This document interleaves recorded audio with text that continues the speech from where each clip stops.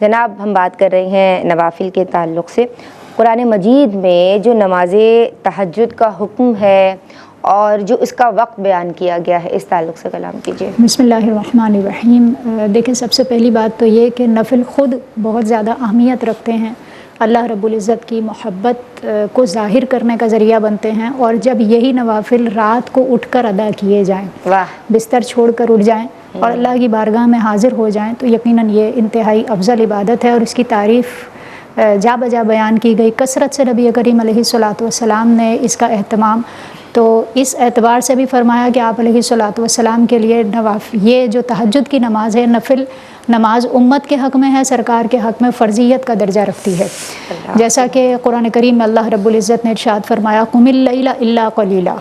آپ علیہ الصلاۃ والسلام رات کے وقت میں تہجد کا اہتمام فرمائیں، اللہ کی بارگاہ میں کھڑے ہوں، اگرچہ کم وقت کے لیے ہی ہو.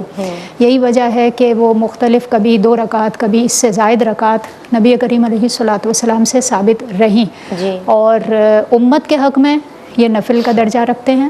اور یہی وجہ ہے کہ ان امت کے لیے بھی اس کے بہت سے فضائل اس اعتبار سے خاص طور پر بیان کیے گئے کہ جب بندہ اپنی رات کی نیند کو چھوڑ کر اللہ کی بارگاہ میں حاضر ہوگا تو یقیناً یہ باقی نوافل سے زیادہ فوقیت رکھتے ہیں اور افضل ہیں. اسی طرح ایک اور مقام پر ارشاد فرمایا کہ وہ لوگ جن کے پہلو خواب گاہوں سے جدا رہتے ہیں، وہ اٹھ جایا کرتے ہیں، اللہ رب العزت کی بارگاہ میں خوف اور امید رکھتے ہوئے اس کو پکارتے ہیں، سبحان اللہ، اور پھر اللہ کی راہ میں اس میں سے صدقہ کرتے ہیں جو اللہ نے ان کو عطا کیا.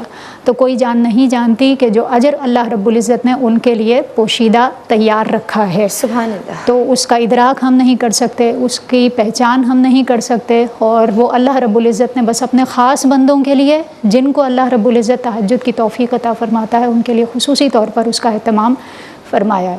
باقی رہا یہ مسئلہ کہ اگر ان نوافل کے وقت کی بات کی جائے تو عشاء کے فرائض کے بعد ان نوافل کو ادا کیا جا سکتا ہے. تھوڑی دیر کے لیے بھی اگر کوئی شخص عشاء کے فرائض کے ساتھ ظاہر ہے کہ سنت کی ادائیگی بھی کی ہی جاتی ہے، اس کے بعد تھوڑی دیر کے لیے بھی اگر کوئی شخص سو جائے تو وہ پھر اس کے بعد تہجد کو ادا کر سکتا ہے.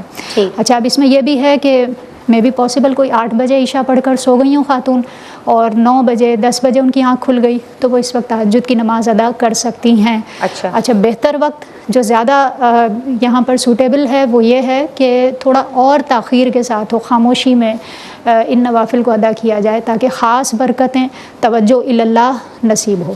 سبحان اللہ، ماشاء اللہ.